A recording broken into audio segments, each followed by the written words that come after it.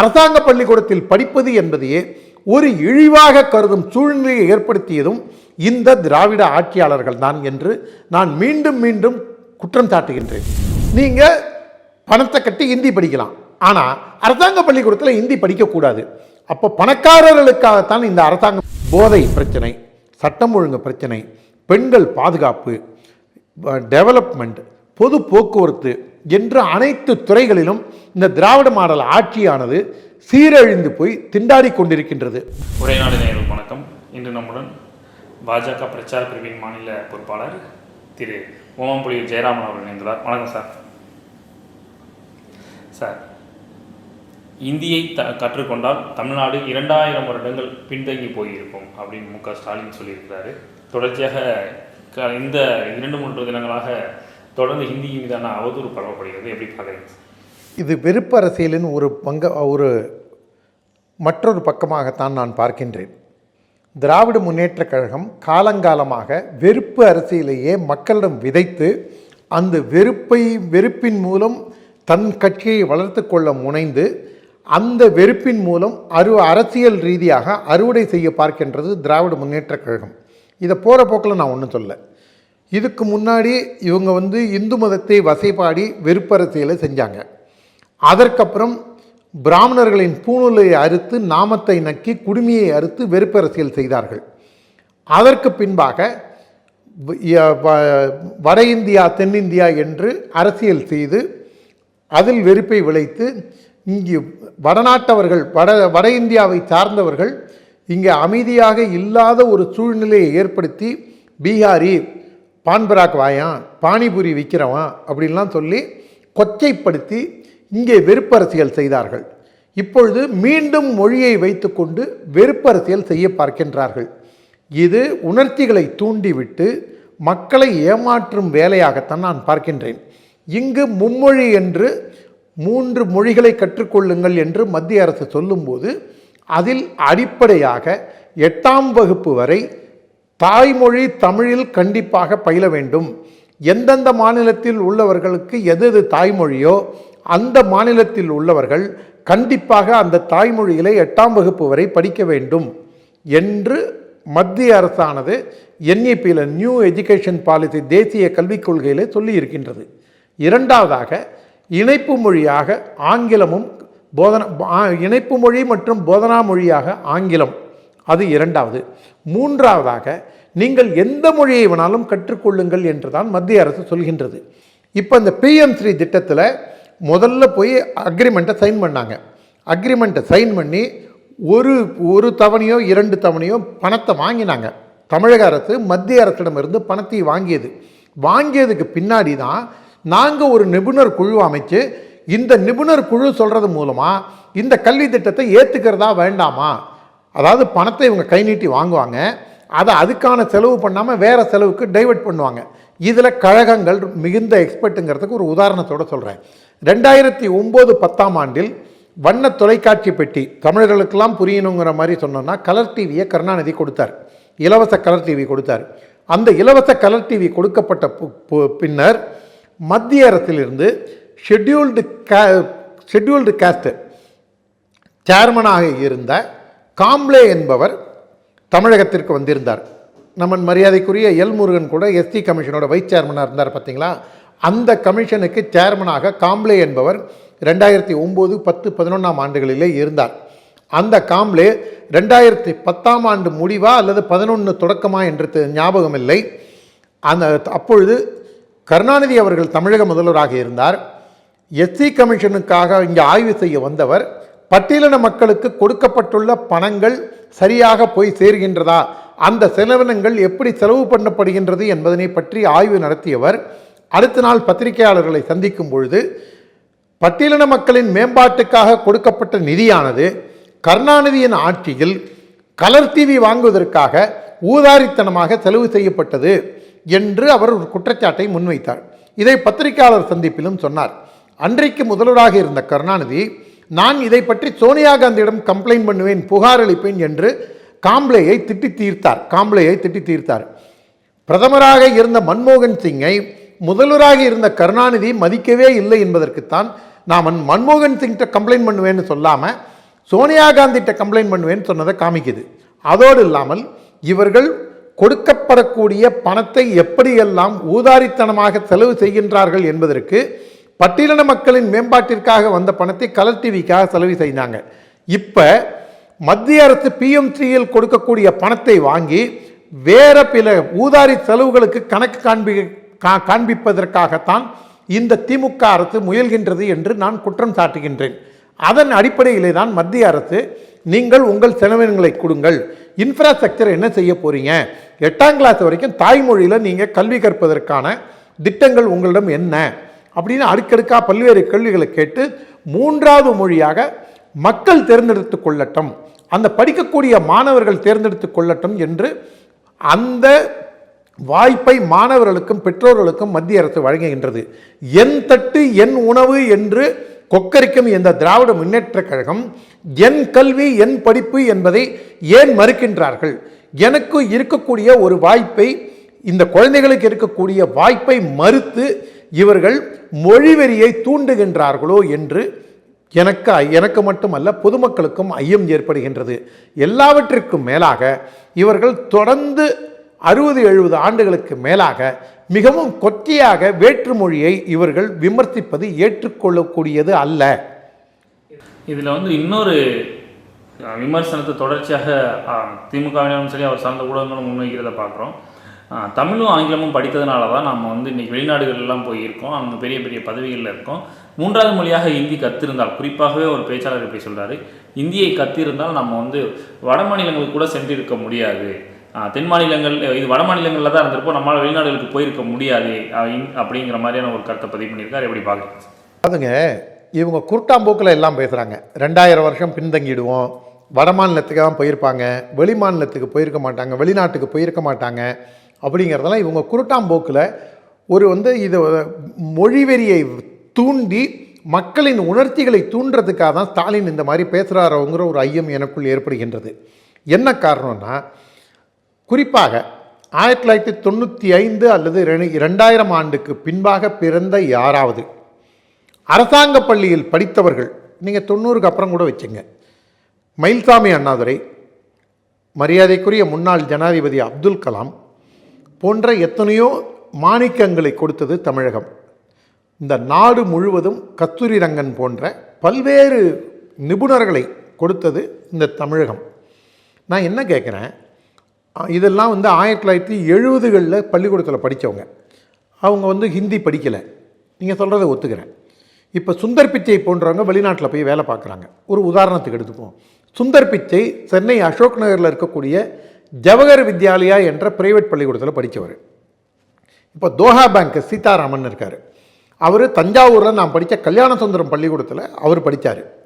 அரசாங்க பள்ளிக்கூடத்தில்ங்கிறது 70கள் 80களுக்கு பின்பாகவே அரசாங்க பள்ளிக்கூடத்தின் தரங்கள் குறைந்து விட்டது என்றுதான் பெரும்பாலான மக்கள் தனியார் பள்ளிக்கூடங்களை நோக்கி ஓட ஆரம்பித்து விட்டார்கள்.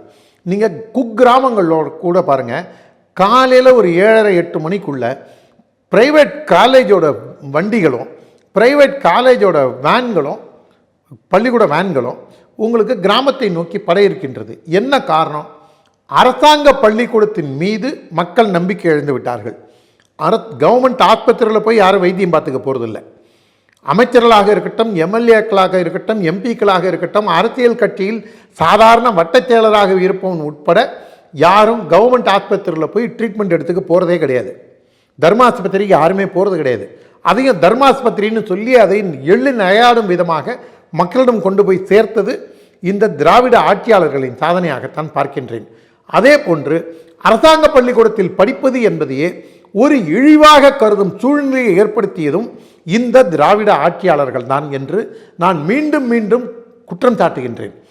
பிரைவேட் பள்ளிக்கூடத்தில் படித்தவங்க தான் சுந்தர் பிச்சையும், அதுவும் தமிழ் மீடியத்தில் படித்து வந்தவங்க தான். ஜவஹர் வித்யாலயா சுந்தர் பிச்சைவனா ஆங்கில மீடியத்தில் படிச்சிருக்கலாம். நான் படித்த கல்யாண சுந்தரம் ஸ்கூலில் எனக்கு தெரிஞ்சு அப்போ ஒரே ஒரு வகுப்பு மட்டும்தான் ஆங்கிலம், மீதி 4 செக்ஷனும் தமிழ் தான். இவங்க மும்மொழி கொள்கையில் 90களுக்கு முன்பாக இங்கே மும்மொழி கொள்கை இருந்தது. மும்மொழி கொள்கையால் தான் அவங்க படித்தாங்கன்னு நான் சொல்ல வரல. ஆனால் கிடைக்கிற ஆப்பர்ச்சுனிட்டி நீங்கள் ஏன் தடுக்கிறீங்க? அதுவும் இலவசமாக படிக்கிறத தடுக்கிறீங்க, காசு கொடுத்து படிக்கிறத நீங்கள் என்கரேஜ் பண்ணுறீங்க. பிரைவேட் ஸ்கூலில் சன்ஷைன் போன்ற பள்ளிக்கூடங்களில், ஏவா வேலு நடத்தக்கூடிய பள்ளிக்கூடத்தில், துரைமுருகன் பையன் குடும்பம் நடத்தக்கூடிய பள்ளிக்கூடத்தில், எம்ஆர்கே பன்னீர்செல்வம் நடத்தக்கூடிய காலேஜில், கேஎன் நேரு நடத்தக்கூடிய பள்ளிக்கூடங்களில், பொங்கலூர் பழனிசாமி நடத்தக்கூடிய பள்ளிக்கூடங்களில் நீங்கள் பணத்தை கட்டி ஹிந்தி படிக்கலாம். ஆனால் அரசாங்க பள்ளிக்கூடத்தில் ஹிந்தி படிக்கக்கூடாது. அப்போ பணக்காரர்களுக்காகத்தான் இந்த அரசாங்கம் இருக்கின்றதா? பிரைவேட் ஸ்கூலுக்காகத்தான் இந்த திராவிட மாடல் ஆட்சி இருக்கின்றதா? நீங்கள் ஏன் மொழி வெறியை, அதுவும் ஒரு குறிப்பாக ஒரு 2-3 மொழிகளுக்கு எதிராக, நான் 2-3 மொழினா இவங்க எடுத்த உடனே செத்த மொழி சமஸ்கிருதம் அப்படின்னு ஆரம்பிப்பாங்க.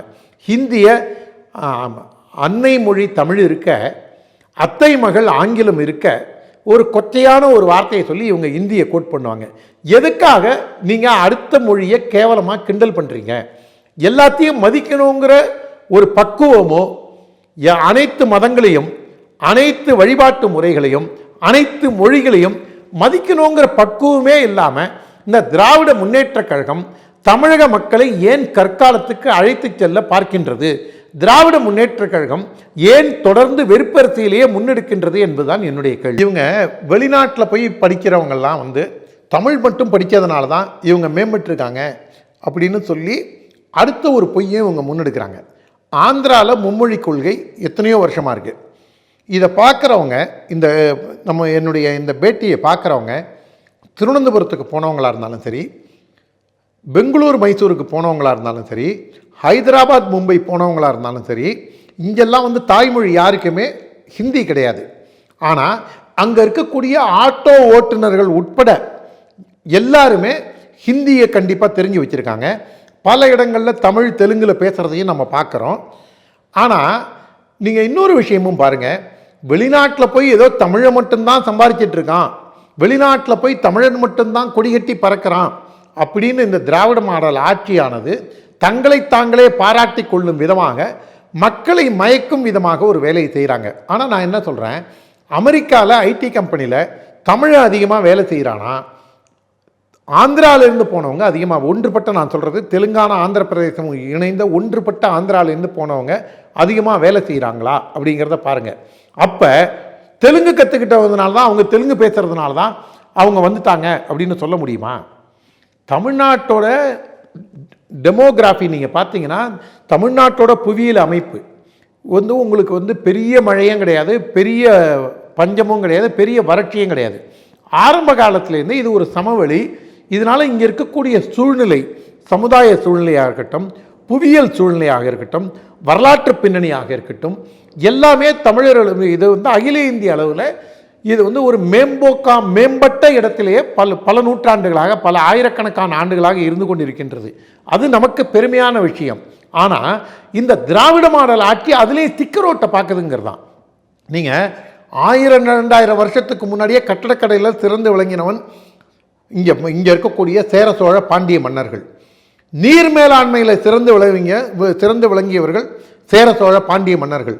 கல்வி அறிவு, மருத்துவ அறிவு, ஜனநாயகத்தை மக்களிடையே ஜனநாயகப்படுத்துதல் போன்ற பல்வேறு விஷயங்களில் சிறந்து விளங்கியது இந்த தமிழ் பூமி, அந்த மூவேந்தர்கள் ஆண்ட இந்த நிலப்பரப்பு. ஆனால் இந்த திராவிட மாடல் ஆட்சி அதுக்கும் ஸ்டிக்கரோட்டை பார்க்குதுங்கிறது தான் என்னுடைய குற்றச்சாட்டு. ஆந்திராவில் படித்தவனும் சரி, கர்நாடகாவில் இன்றைக்கி உங்களுக்கு எத்தனையோ மாநிலங்கள்லேருந்து போய் இருக்கிறவன் கர்நாடகாவில் இருக்கான். நான் எல்லாத்துக்கும் இன்னொன்று சொல்கிறேன், குதர்க்கவாதம் இவங்க பேசினா நான் குதர்க்கவாதம் இன்னொன்று சொல்கிறேன்.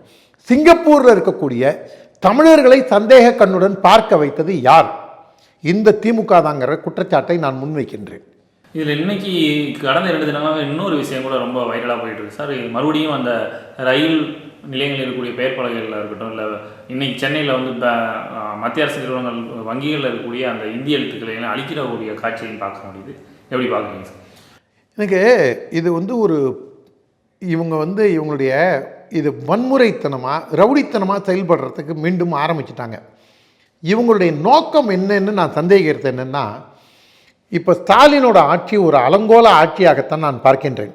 இந்த திராவிட மாடல் ஆட்சியில் சட்டம் ஒழுங்கு சீராக இல்லை, சட்டம் ஒழுங்கு சந்தி சிரிக்கின்றது. இங்கே பள்ளிக்கூடத்தில் தினசரி பச்சை பிள்ளைங்க பொம்பளை குழந்தைங்க நம்ம வீட்டிலேருந்து நம்ம யாராவது பள்ளிக்கூடத்துக்கு அனுப்பிச்சோன்னா, அது ப்ரைவேட் ஸ்கூலாக இருக்கட்டும், அரசாங்க பள்ளிக்கூடமாக இருக்கட்டும், பள்ளிக்கூட வாசல்லையே நம்ம குந்திருந்து நம்ம குழந்தையை நம்ம கண்காணிக்க வேண்டிய அளவில் தான் பள்ளிக்கூடத்தில் குழந்தைகளுக்கான சேஃப்டி இருக்கின்றது. என்ன காரணம்னா, நீங்கள் பணம் வாங்கிட்டு வாத்தியாருக்கு போஸ்டிங் போடுறீங்க.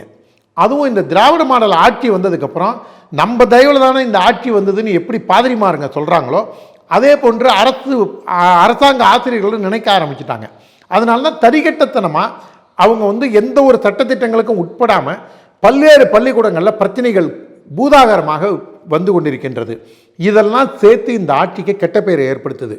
போதை பிரச்சனை, சட்டம் ஒழுங்கு பிரச்சனை, பெண்கள் பாதுகாப்பு, டெவலப்மெண்ட், பொது போக்குவரத்து என்று அனைத்து துறைகளிலும் இந்த திராவிட மாடல் ஆட்சியானது சீரழிந்து போய் திண்டாடி கொண்டிருக்கின்றது. மக்களின் உச்சபட்ச வெறுப்பை சம்பாதித்து விட்டது.